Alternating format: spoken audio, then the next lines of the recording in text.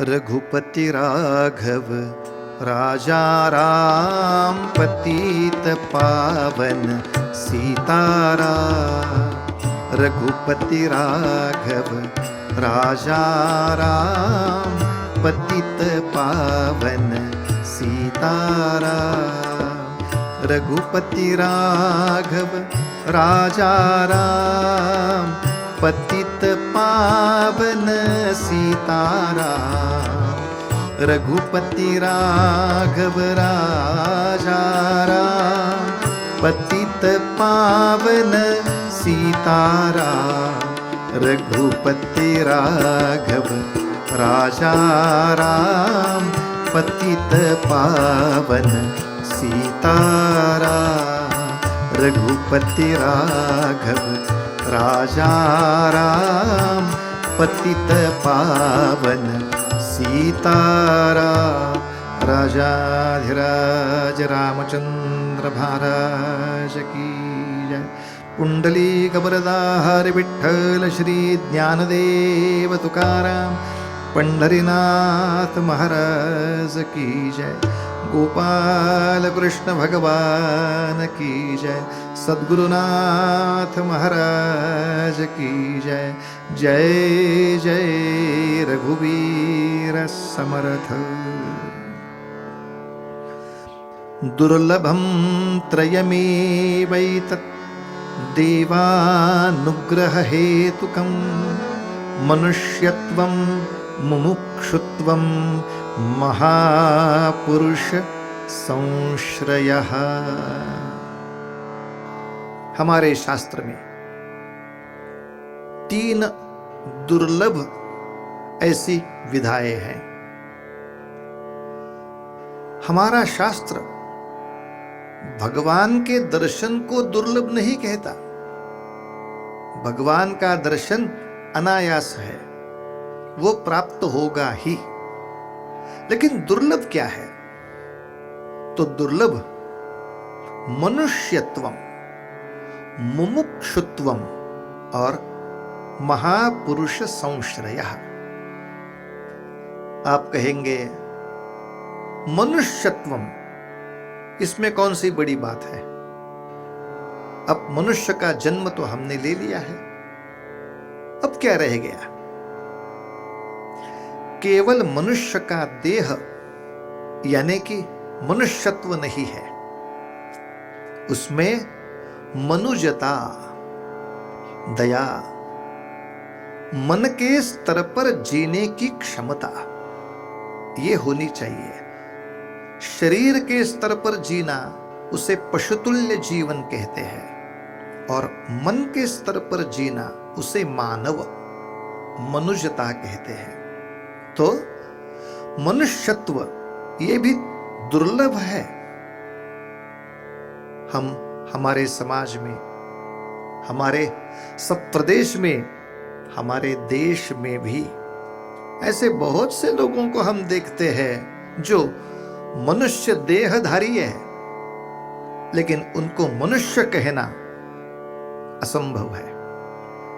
तो मनुष्यत्व इसे प्राप्त करना यह भी दुर्लभ है, और प्रयत्नता से, दृढ़ निश्चय से हमें हमारी मनुष्यता को जगाना है। तो दुर्लभम त्रयमेवैतत् देवानुग्रह हेतुकम। ये जो 3 दुर्लभ चीजें हैं वो आपको तभी मिल सकती है जब भगवान का आशीर्वाद आप पर हो, भगवान की कृपा हो, तभी आपको ये मिल सकता है। देवानुग्रह, भगवान का अनुग्रह प्राप्त हो तो ये मिल सकता है। क्या पाना है? मनुष्यत्व पाना है। मनुष्यत्व के बाद आता है मुमुक्षुत्वम। मुमुक्षु का मतलब है मोक्ष की इच्छा होना। यह भी दुर्लभ है। कई बार हम बहुत सी छोटी छोटी कथाएं सुनते हैं, कहते हैं। एक बड़ी सुंदर कथा है।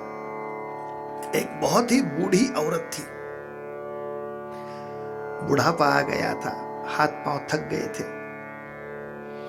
लेकिन बेचारी ऐसी थी, उसका काम वो लकड़ियों को काटना, उसकी एक गठड़ी तैयार करना और बाजार में जाके उसको बेच देना। उसमें जो पैसा मिले वही से वो अपना अन्न का, भोजन का सब इंतजाम करती थी। हर रोज भगवान को प्रार्थना करती थी, भगवान बहुत बूढ़ी हो गई हूं, बहुत ही थक गई हूं, अब मुझसे कुछ नहीं होता, भगवान जल्दी उठा लो, जल्दी उठा लो। ऐसे रोज कहती थी, लेकिन रोज का व्यवहार तो चलता ही रहता था। रोज रोज की स्मरण, वो बड़ा सा पुण्य उसे मिल गया और एक दिन साक्षात भगवान वहां प्रकट हो गए। भगवान ने कहा, हे बूढ़ी औरत, हे बूढ़ी मां, तेरी प्रार्थना सुनकर मैं आ गया हूं, तुम्हें स्वर्ग ले जाऊंगा। स्वर्ग नगरी की ख्याति तो आपने सुनी है, चिंता मत कर। स्वर्ग सुख बड़ा अनुपम्य सुख है, मैं तुम्हें स्वर्ग लेने के लिए आ गया हूं। जब वो बूढ़ी औरत ने देखा सच्ची भगवान आ गए और वो हमको उठा के स्वर्ग ले जाएंगे, तो मोक्ष की इच्छा ही नहीं हुई। वो औरत कहने लगी, हे भगवान, अरे तुम्हें किसने कहा कि मुझे स्वर्ग जाना है? भगवान बोले, अजी तू तो रोज रोज प्रार्थना करती थी, भगवान जल्दी उठा लो, भगवान जल्दी उठा लो। वही तो प्रार्थना सुन के मैं आ गया हूं। वो बूढ़ी ऐसी चालाक थी, वो बोली जल्दी उठा लो, जल्दी उठा लो, ये मेरे बारे में नहीं है, ये जो लकड़ी की गठड़ी तैयार की है ना, ये बहुत वजनदार है, ये मैं उठा नहीं सकती। उसको उठाने के लिए मैं बोल रही थी, सियावर रामचंद्र की जय। उसे मनुष्यत्व तो प्राप्त है, लेकिन मुमुक्षुत्वम, उद्धार की इच्छा, भगवान के घर जाने की अभिलाषा, हमारे जीवन में हमें मुक्ति मिले ऐसी अभिलाषा, ये दुर्लभ है। हर एक आदमी अपने ही पिंजरे में आनंद कर रहा है। संत बहुत दुखी होते हैं, इसीलिए तो मनुष्यत्वम, मुमुक्षुत्वम। और शास्त्रकार कहते हैं, एक बार मनुष्यता मिल गई, एक बार मुमुक्षुत्व ये भी प्राप्त हुआ, तभी जल्दी से मोक्ष नहीं मिलने वाला, तब भी और कुछ बाकी है, और वो है महापुरुष संश्रयः। तुम्हें मोक्ष की इच्छा है, ये अच्छी बात है बेटा, लेकिन कोई सद्गुरु का आदेश, कोई सद्गुरु का उपदेश, कोई सद्गुरु का अनुग्रह, ये बड़ी आवश्यक बात है। सद्गुरु अनुग्रहाविण आपको मुक्ति का लाभ नहीं हो सकता, और सद्गुरु अनुग्रह तभी प्राप्त होगा जब हम सद्गुरुनाथ की सेवा करेंगे, हम सद्गुरुनाथ के सहवास में। नहीं, जो सद्गुरुनाथ ने सिखाया है, जो ग्रंथ दिए हैं, जो ज्ञान दिया है, जो उपदेश दिया है, उस उपदेश पथ पर हम जब अग्रसर होंगे, तभी सद्गुरुनाथ हम पर कृपा करेंगे। आज गुरु तत्व, गुरु महिमा, सद्गुरुनाथ का मधुर स्तवन, मधुर चिंतन, मनन, इस विषय पर हम प्रवचन सुनने जा रहे हैं। सद्गुरुनाथ का रूप बड़ा ही सुंदर। हमारे बहुत से संतों ने गुरु महिमा अपरंपार वर्णन किया है, अपरंपार है। ज्ञानेश्वर महाराज ने गुरु महिमा वर्णन किया है, नामदेव महाराज ने किया है, एकनाथ महाराज ने किया है, तुकाराम महाराज ने किया है, समर्थ रामदास स्वामी ने किया है। सभी का सभी का सभी का गुरु महिमा अपरंपार है। लेकिन एक ही दिन में और एक ही प्रवचन में इतने सब संतों का गुरु महिमात्मक जो कोई साहित्य है, जो कोई भंडार है, उसका चिंतन करना इतने सीमित समय में असंभव है। तो आज ऐसे करेंगे। समर्थ रामदास स्वामी जी ने जो हमें दासबोध नाम का ग्रंथ दिया है, उस ग्रंथ में सद्गुरु स्तवन ऐसा एक समास तैयार किया है। उस समास का हम चिंतन करेंगे और रामदास स्वामी जी की कृपा से उसका अर्थ विशद करते करते करते उसे आत्मसात करने का प्रयास करेंगे। कई लोगों को रामदास स्वामी जी के बारे में भी ठीक से जानकारी नहीं होगी, तो थोड़ी सी जानकारी देता हूं। महाराष्ट्र प्रांत में 16वीं शताब्दी में जो अनेक श्रेष्ठ संत हुए हैं, उनमें राष्ट्र संत श्री रामदास स्वामी महाराज, उनका बड़ा अधिकार है। रामदास स्वामी महाराज के अधिकार के बारे में एक महत्वपूर्ण बात आपको बताता हूं। महाराष्ट्र में 2 संत ऐसे हैं जिनका जन्म उनके उपास्य दैवत के जन्मदिन ही हुआ। कितना विलक्षण योग है। ज्ञानेश्वर महाराज, जिन्होंने ज्ञानेश्वरी की रचना की। ज्ञानेश्वरी ग्रंथ कौन से ग्रंथ पर आधारित है? वो भगवत गीता नाम के ग्रंथ पर आधारित मराठी ग्रंथ है। भगवत गीता किसने सिखाई? भगवान गोपाल कृष्ण ने। तो ज्ञानेश्वर महाराज का जन्म गोकुलाष्टमी के दिन ही हुआ? नहीं, कृष्ण जन्म के समय ही हुआ। इतना भाग्य ज्ञानेश्वर महाराज का। वैसे ही समर्थ रामदास स्वामी, वो प्रभु रामचंद्र के परम उपासक थे। राम कथा, राम के गुण सब लोगों तक पहुंचे, उनके मन में बसे, उनके मन में जो राम है वो जग जाए, इसलिए अविरत कार्यरत थे। तो समर्थ रामदास स्वामी का जन्म रामनवमी के दिन ही हुआ? नहीं, राम जन्म के समय में ही हुआ। इतना बड़ा भाग्य। राम की तपस्या, बड़ी कड़ी तपस्या की थी उन्होंने, और हरेक के मन में राम नाम का और राम चैतन्य का जागरण किया था। राम का राम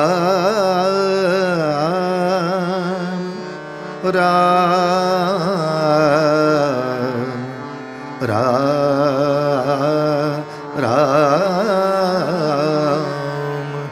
राम का गुणगान करिए, राम का गुणगान करिए, राम का गुणगान करिए। राम प्रभु की भद्रता का, सभ्यता का ध्यान धरिए, ध्यान करिए। राम का गुणगान करिए, राम का।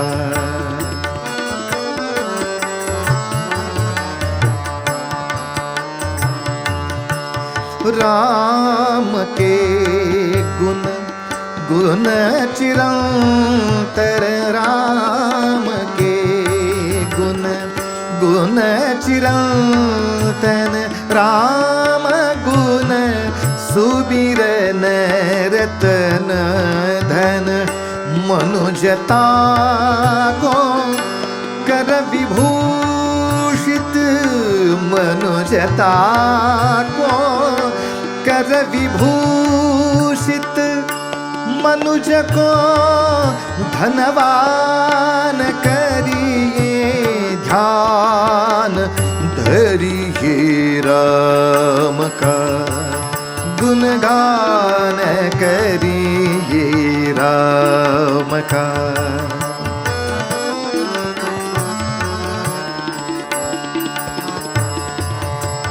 सगुण ब्रह्म स्वरूप सुंदर, सगुण ब्रह्म स्वरूप सुंदर, सुजन रंजन रूप सुख कर राम, आत्मा राम, आत्मा राम का सम्मान करिए, ध्यान धरिए राम का, गुणगान करिए राम का, गुणगान करिए राम का,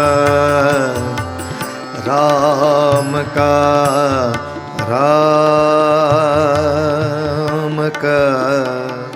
राजाधिराज रामचंद्र भगवान की जय। रामदास स्वामी का बचपन में जो नाम रखा था वो नारायण था। वो महाराष्ट्र में मराठवाड़ा विभाग में जाम्ब नाम का एक ग्राम है, उस गांव में रहते थे और उनके घर में सूर्य की उपासना कई पीढ़ियों तक चलती थी। ऐसे सूर्य उपासना, ऐसी राम उपासना की परंपरा में ये नारायण का जन्म हुआ। और जब घर में चर्चा शुरू हो गई, नारायण अब बड़ा हो गया है, उसका उपनयन हो गया है, वो ज्ञान प्राप्ति कर चुका है, तो उसका विवाह भी करे। लेकिन नारायण को सब विश्व की चिंता थी, चिंता करी तो विश्वाची, सब विश्व की चिंता थी। क्यों? वो समय ऐसा था जब भारत में विदेशी आक्रामक, उनके अत्याचार इतने थे, इतने भारी हो गए थे कि सब जनता त्रस्त हो गई थी। धर्म मंदिरों का विध्वंस चल रहा था, सज्जनों की जीवन बड़े संकट में थे। ऐसा सब देश में माहौल देखते हुए नारायण ने मन ही मन निश्चय किया, ऐसे समाज के मन का जो राम है उसको जगाना चाहिए, और उसे जगाने के लिए मुझे पूरी जीवनी उसमें समर्पित करनी चाहिए। और इसीलिए वो अपने घर से भाग निकले। नासिक के बगल में जो टाकली नाम का गांव है, वहां निवास किया और 12 बरस, अखंड 12 बरस राम प्रभु का नाम स्मरण, गायत्री मंत्र का पुरस्चरण, वेद शास्त्र उपनिषद ये सभी का ज्ञान प्राप्त किया, खुद समर्थ बन गए। पहले उनका नाम केवल नारायण था, अब उनका नाम लोग कहने लगे ये तो रामदास है, ये राम का दास है। और बाद में उसका सामर्थ्य देखते देखते लोग और भी कहने लगे ये समर्थ रामदास है। इसकी स्तुति पर हमारे महाराष्ट्र के बहुत बड़े पंडित, उन्होंने एक श्लोक लिखा है, शुका सारिखे पूर्ण वैराग्य जाचे, वशिष्ठ परिज्ञान योगेश्वराचे, कवी वाल्मिका सारिखा मान्य ऐसा, नमस्कार माझा सद्गुरु रामदासा, जय जय रघुवीर समर्थ। 12 बरस तपस्या की, उसके बाद सभी भारत देश का भ्रमण किया।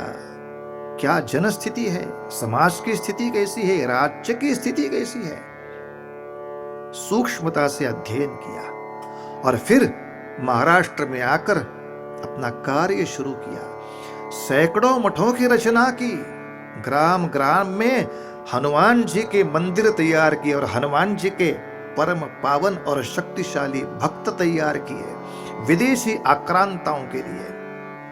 विदेशी ऐसे जुल्मी शासकों के लिए डरना नहीं, लड़ना चाहिए। ये मन का राम सभी का जागृत किया।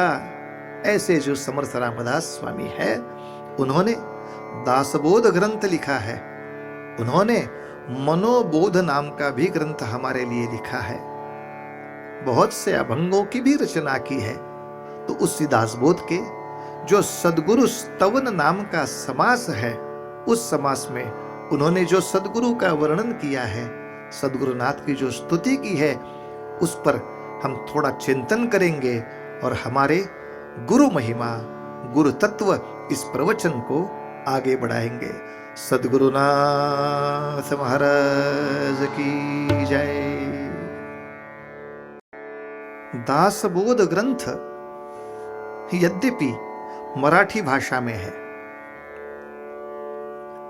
तो हम चिंतन कैसे करें? हम हिंदी में प्रवचन कर रहे हैं, हम राष्ट्रभाषा में उसका चिंतन कर रहे हैं, तो इसके लिए एक सुविधा प्राप्त हो गई है, वैसी कि संपूर्ण दासबोध ग्रंथ का हिंदी में भाषांतर, हिंदी में भावांतर ग्वालियर स्थित एक पंडित दुबे जी है, उन्होंने किया है। और उन्होंने दासबोध का रूपांतर केवल हिंदी भाषा में नहीं, हिंदी भाषा में जो लोकप्रिय वृत्त है उसमें किया है, जैसे कि दोहा है, चौपाई है। इसी वृत्त के अनुसार दासबोध का जो अर्थ है वो हमारे मन में उतारने के लिए उन्होंने प्रयास किया है। तो मैं अभी जो पढ़ूंगा आपको लगेगा संत रामदास स्वामी दोहा लिख रहे हैं, संत रामदास स्वामी ने चौपाई लिखी है, तो कृपया भ्रम न करें। उत्तर इतना ही है, उन्होंने मराठी में लिखा है। मराठी का वृत्त जो ओवी नाम का है, उस ओवी वृत्त में रामदास स्वामी जी ने रचना की है। हमें ये समझने के लिए सुलभता हो, इसलिए ये जो हिंदी संस्करण है, इस संस्करण का हम आधार ले रहे हैं। दुबे जी ने कितना सुंदर अद्भुत कार्य किया है। ग्वालियर में जो रामदास स्वामी जी का मठ है, रामदास स्वामी जी ने अपने मठ सभी भारत देश के प्रमुख शहरों में तैयार किए। सभी भारत देश में, आज की भाषा में, उनका एक नेटवर्क था। और ग्वालियर का जो आबा महाराज मठ है, इस मठ की ये निर्मिति है। उन्होंने इस दासबोध का प्रकाशन किया है, विस्तार किया है। कितनी सुंदर रचना है, आप देखो।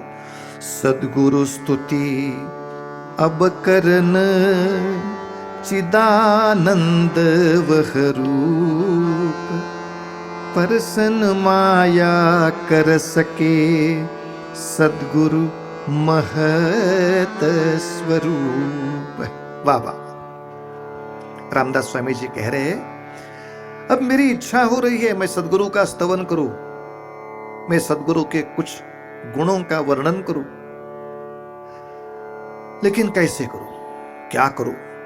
सद्गुरु स्तुति अब करना, ये तो इच्छा हुई है, लेकिन मेरा जो ज्ञान है वो सब माया के अधीन है, और गुरु तो माया के पार है। तो उस माया के अधिकार से, उस माया की सहायता से मैं सद्गुरु का स्तवन कैसे करूंगा? क्योंकि सद्गुरु तत्व को माया का स्पर्श ही नहीं हो सकता। परसन माया कर सके, वहां स्पर्श ही नहीं कर सकती माया। ऐसा जो है वो सद्गुरु महत स्वरूप। रामदास जी आगे कह रहे हैं, नेति नेति कहो वेद पुराना, समझ न पावही विशद बखाना। अरे जिसे हम वेद कहते हैं, पुराण कहते हैं, जिनकी रचना बहुत ही बुद्धिमंत और योगी तपस्वी ऐसे ऋषि मुनियों ने की है, जिस पुराणों की रचना महर्षि वेद व्यास जी ने की है, इतने बड़े बुद्धिमान, इतने तपस्वी वो भी कहते हैं सदगुरु का स्तवन कैसे करें, नेति नेति कहू। वो बोल रहे हैं हम नहीं समझ सकते सदगुरु तत्व को, हम नहीं पहचान सकते उसकी ऊंचाई को, उसकी गहराई को। नेति नेति कहू, ये कौन कह रहे हैं? वेद पुराना समझ न पावही। उनके भी समझ में नहीं आ रहा है, हम कैसे विशद करें, हम कैसे वर्णन करें। तो वेद पुराण में जहां मौन हो गए, वहां रामदास जी कहते हैं मौसम कहा कहो क्या जाने, वह स्वरूप कैसे पहचाने। क्या करें, उनकी स्तुति करने की इच्छा तो बहुत है, लेकिन उनको वंदन कैसे करें। सद्गुरु रूप समझ नहीं आवे, नमन दूर ते ही कर पावे। रामदास जी यहां कह रहे हैं सद्गुरु का रूप मेरी समझ में नहीं आता, इसलिए मैं दूर से ही नमस्कार कर रहा हूं, दूर से ही वंदन कर रहा हूं। उसके निकट जाना मुझे संभव नहीं हो रहा है। क्यों? क्योंकि माया की माया अति भारी, कृपा करहु गुरु पार उतारी। मेरा ज्ञान भी माया के अधीन है, सभी विश्व माया के अधीन है, और उस माया की माया उस माया की माया अति भारी है। वहां से कैसे आगे जाऊं, वहां से कैसे आगे जाऊं। लेकिन रामदास स्वामी जी कहते हैं अकल रूप परमात्मा ते ही प्रतिम बनाए।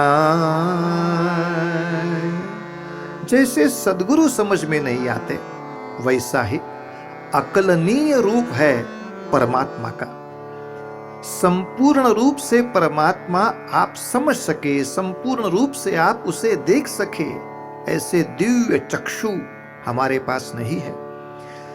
परमात्मा को पूर्ण तरह से हम नहीं देख सकते, तब भी हम उसकी प्रतिमा बनाते हैं। अकल रूप परमात्मा, वो अकल रूप है, अकलनीय रूप है परमात्मा का, लेकिन हम क्या करते हैं? ते ही प्रतिमा बनाए, उसकी प्रतिमा करते हैं। हम जानते हैं कि ये प्रतिमा यानी कि परमात्मा संपूर्ण रूप से नहीं है, लेकिन मेरी बुद्धि ये सर्वव्यापक परमात्मा को समझने में थोड़ी कमजोर है। तो मैं इस मूर्त में, इस प्रतिमा में भगवान का स्वरूप देख सकता हूं, उसमें आनंद ले सकता हूं, उसका पूजन कर सकता हूं, भगवान की पूजा के प्रति अग्रसर हो सकता हूं। तो गुरु महिमा बरने चहु, माया ले सहाय।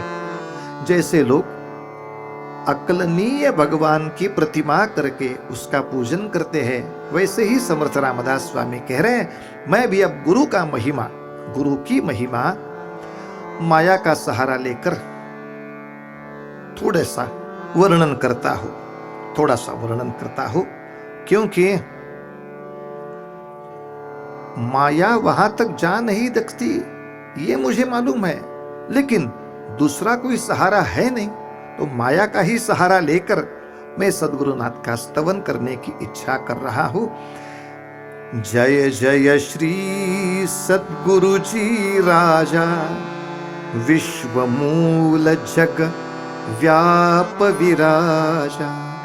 दीन बंधु तुम मोक्ष पताका, सबसे उत्तम पुरुष प्रकाशा। जय जय श्री सद्गुरु राजा। अब रामदास स्वामी जी सद्गुरु का वर्णन कर रहे हैं, उस गुरु तत्व का वर्णन कर रहे हैं। वो कैसा है सद्गुरु तत्व? विश्व मूल। आप कहेंगे, मन में शंका तो आ जाएगी, विश्व का मूल तो भगवान है, परमात्मा है, भगवत स्वरूप विश्व का मूल है, आप सद्गुरु को कैसे विश्व मूल कह रहे हैं? लेकिन हमारी परंपरा यही कहती है कि सद्गुरु और भगवान में वैसा कुछ भेद है ही नहीं। भेद तो नहीं, लेकिन परमात्मा से भी ज्यादा महात्म्य गुरु का है। गुरु चरित्र जैसे ग्रंथ हमें बताते हैं, भगवान का कोप हो तब भी गुरु आपको बचा सकते हैं, लेकिन गुरु का कोप हो तो भगवान भी आपको बचा नहीं सकते। तो गुरु की महिमा भगवान के बराबर है? नहीं नहीं, भगवान से भी भारी है। तो विश्व रूप, जो विश्व का मूल भगवान है, तो भगवान और गुरु में कोई फर्क न मानते हुए रामदास जी बोल रहे हैं सदगुरु कैसे है? विश्व मूल जग। और ये सब जग को उसने व्याप्त कर लिया है और थोड़ी सी चेतना बची हुई है, और ऐसे दशांगुल वो विराजित है। विश्व मूल जग व्याप, जग व्याप किया, व्यापन किया, तो गुरु तत्व समाप्त हो गया, परमात्मा तत्व समाप्त हो गया? नहीं नहीं नहीं नहीं, अभी भी सभी विश्व को व्याप्त करने के बाद भी वो विराजमान है, वो दशांगुले विराजमान है। दीन बंधु तुम मोक्ष पताका, सबसे उत्तम पुरुष प्रकाश। आप दीन बंधु हो सद्गुरुनाथ, तुम मोक्ष की पताका हो, आप सबसे उत्तम हो। और इस सद्गुरु स्तवन में रामदास स्वामी जी ने बहुत सी उपमाएं सद्गुरु को दी है। एक एक चीज की उपमा वो मन में लाते हैं। अरे सद्गुरु ऐसे है, ऐसे मैं बोलूं क्या? सद्गुरु इस जैसे है, ऐसा कुछ विचार करूं क्या?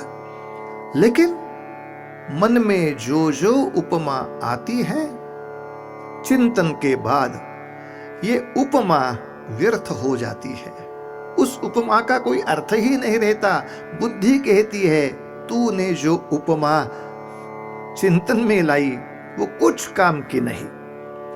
देखो अब पहली उपमा कैसी है, देखो। गुरु मस्तक कर अभय धरावे, दुर्निवार माया भगी जावे। जब सद्गुरुनाथ अपना अभय हस्त हमारे मस्तक पे रखते हैं, तो ये जो दुर्निवार ऐसी माया है, वो माया भाग जाती है। और पहली उपमा अब आ गई है। पहली उपमा कैसी है? यथा उदय हो रवि नारायण, अंधकार झट करत पलायन। कैसी सुंदर उपमा है। सद्गुरुनाथ का अभय कर, अभय हस्त हमारे मस्तक पे आ गया तो माया भाग जाएगी। कैसे भाग जाएगी? उसके लिए एक दृष्टांत, एक उपमा, एक उदाहरण। जैसे रवि नारायण, रवि का मतलब आप भली भांति समझते हैं, सूर्य नारायण। हमारे ऋषियों के ज्ञान की तारीफ ही करनी चाहिए, क्योंकि आज बड़े बड़े नासा के जो साइंटिस्ट है वो कह रहे हैं कि सूरज से आवाज आती है, और आवाज को ही संस्कृत भाषा में कहते हैं रव।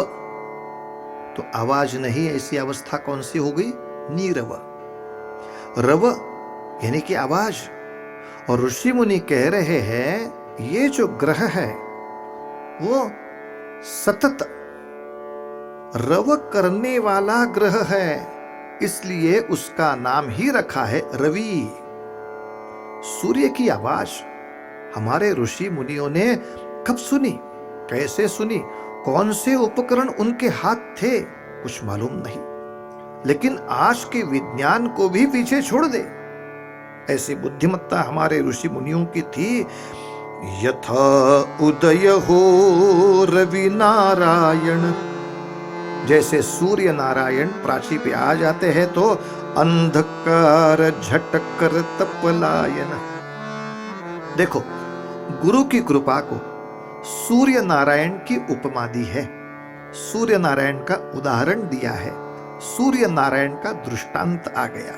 लेकिन अब समर्थ रामदास स्वामी चिंतन कर रहे हैं, यद्यपि सूर्य तम दूर भगावे, तम अस्तित्व नाश नहीं पावे। सूरज के प्रकाश को भी मर्यादा है। जब सूर्य आता है, अब विज्ञान की दृष्टि से न देखें, हम व्यवहार की दृष्टि से देखें, जब सूर्य प्रकाशमान होते हैं, जब वो पूर्व दिशा से आते हैं, तब वो अंधकार को, तम को भगाते हैं, नष्ट नहीं करते। अंधकार का अस्तित्व नष्ट नहीं होता, केवल सूर्य नारायण जाने का इंतजार वो तम करता है, और जैसे ही सूर्यास्त हो जाता है, वापस वो सप्तम अंधकार सभी विश्व को व्याप्त करता है। क्या सद्गुरु को सूर्य नारायण की उपमा ठीक है? सद्गुरुनाथ ने एक बार कृपा की तो आगे फिर से अंधकार आ सकता है क्या? सूर्य नारायण के बाद अंधकार आ सकता है, लेकिन गुरु कृपा के बाद तम अंधकार आ नहीं सकता। यद्यपि सूर्य तम दूर भगावे, सूर्य ने तम को भगाया, लेकिन तम अस्तित्व नाश नहीं पावे। भास्कर जाई जब अस्ताचल, जग पूरित पुनि कालिख काजल। फिर से अंधकार आ जाएगा, फिर से तम आ जाएगा, और इसीलिए रामदास स्वामी कहते हैं, गुरु स्वामी ऐसे नहीं जन्म मृत्यु छुट जाए, हरे सकल अज्ञान तम जड़ से देहि मिटाय। सद्गुरुनाथ की कृपा ऐसी है, हमारा जो अज्ञान है, वो अज्ञान से जो अंधकार है, अज्ञान से जो अंधकार, जो तम है, उसको हमारे सद्गुरुनाथ जड़ से ही उखाड़ते हैं। केवल काटना पर्याप्त नहीं है, केवल तोड़ना काफी नहीं है, जड़ से उखड़ना आवश्यक होता है। क्योंकि कोई वृक्ष हम ऊपरी ऊपरी भाग को काट दे, लेकिन फिर से वो बढ़ सकता है। किसी वृक्ष को छोटा तोड़ दे, वो फिर से नहीं, ज्यादा ताकत से बढ़ेगा। जब हम किसी वृक्ष की जड़ ही खत्म करेंगे, तो कितना भी प्रयास करते हुए वो उगेगा नहीं। इसलिए हमारे मन में जो अज्ञान है, हमारे मन में जो अज्ञान का तिमिर है, इसका एक बार नाश हो गया तो सूर्य नारायण के अस्त के बाद अंधकार आ सकता है, लेकिन सद्गुरुनाथ के जाने के बाद भी हमारा अज्ञान वापस नहीं आता, फिर से हम तम से व्याप्त नहीं हो जाते। इसलिए सूर्य नारायण का उदाहरण, सूर्य नारायण की उपमा भी गौण हो गई है। इसके लिए हम एक छोटी सी कथा देखेंगे। आप सभी को परम भागवत ग्रंथ परिचित है, आप सभी उसी ग्रंथ से परिचित हो ही। उस ग्रंथ में बड़ी सुंदर कथा है। भारतवर्ष में एक उत्तानपाद नाम का राजा था, और उस राजा की दो भारियां, एक भारिया थी, उसका नाम था सुनीति, और दूसरी भारिया थी, उसका नाम था सुरुचि। देखो, नाम भी बड़े महत्वपूर्ण है। राजकाज करना है तो नीति चाहिए, नीतिवान राजा ही कीर्तिवान होता है भारतवर्ष में। लेकिन ये उत्तानपाद राजा की कृति ऐसी हो गई, उसको नीति पसंद नहीं, उसको केवल रुचि पसंद है। तो रुचि, सुरुचि रानी के कब्जे में ये राजा अधिकतर जा रहा था। परिणाम, सुनीति को भी पुत्र प्राप्त हुआ। सुनीति का जो पुत्र था, उसका नाम था ध्रुव, जिसे हम भक्त श्रेष्ठ कहते हैं। और ध्रुव का और भी एक मतलब है। आकाश मंडल में, तारका मंडल में सभी ग्रह, सभी तारका घूम रहे हैं, लेकिन जो ग्रह अपनी जगह से किंचित भी यहां वहां नहीं हिलता, जो स्थिर रहता है, उसे ध्रुव कहते हैं। उस तारा का नाम ही ध्रुव है। ध्रुव यानी अढल, वो ढलेगा नहीं, वो हिलेगा नहीं। नीति का फल ऐसा ही होता है। सुनीति का फल हो वो ध्रुव होता है, और केवल रुचि का फल हो वो उत्तम होता है, लेकिन ध्रुव नहीं रहता, वो अढल नहीं रहता। तो कथा ऐसी है, एक दिन वो जो ध्रुव नाम का बालक था, वो दौड़ते दौड़ते अपने पिताजी के पास आ गया। उसने इच्छा प्रकट की, मुझे आपके पास बैठना है, आपकी गोद में बैठना है। उत्तानपाद राजा ने भी उसको उठा लिया, अपनी गोद में बिठाया, और जो फल थे उस फल भी उसे प्रेम से देने लगा। ये दृश्य सुरुचि नाम के जो सौत थी, सुनीति की सौत थी, उसने ये दृश्य देखा और उसने इस ध्रुव बालक को जोर से खींच लिया और द्वार की तरफ फेंक दिया उसको, और बोली, इस राजा की गोद में बैठना हो तो मेरी गोद में जन्म लेना, नहीं तो ऐसे स्थान की प्राप्ति करने के लिए ईश्वर की तपस्या करो, चलो निकलो यहां से। ध्रुव का अपमान हुआ, बड़ा दुखी था। उसी दुखी मन से अपने माता के पास गया, माता को सभी समाचार बताया, मां ऐसा ऐसा सब कुछ हुआ। माता भी सुनीति थी। माता बोली, बेटा भगवान किसी की मुंह से अपना संदेशा भेजता है, भगवान ने तुम्हें तपस्या के लिए बुलाया है, ऐसा ही संदेशा आ गया है, लेकिन जा बेटा, भगवान को प्रसन्न कर और ऐसी जगह बैठ जा जहां से कोई तुम्हें उठाएगा नहीं। और ऐसी तपस्या के लिए थोड़ा सा क्रोधित ऐसा ध्रुव बालक जब अपने घर से बाहर निकला तो गुरु रूप में उस पर गुरु कृपा करने के लिए देवर्षि नारद मुनि वहां आ गए। महाराज वाह वाह, नारद मुनि वो भगवान नाम के इतने प्रेमी हैं, वो जब भी चलते हैं तब भी गाते हैं, जब भी मंदिर में हो तब भी गाते हैं, और किसी के मन में भगवान के प्रति प्रेम करना हो तब भी गायन के माध्यम से उसके मन में भगवान का रूप उतारते हैं।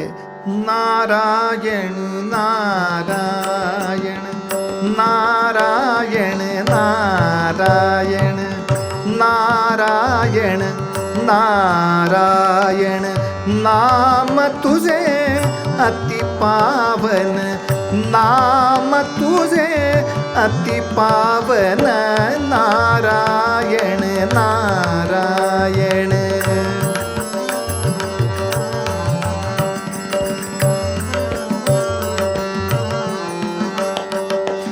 कमलापति कमल नयन, कमलापति कमल नयन, भवतारण भवहारण, भवतारण भवहारण, नारायण नारायण नारायण नारायण।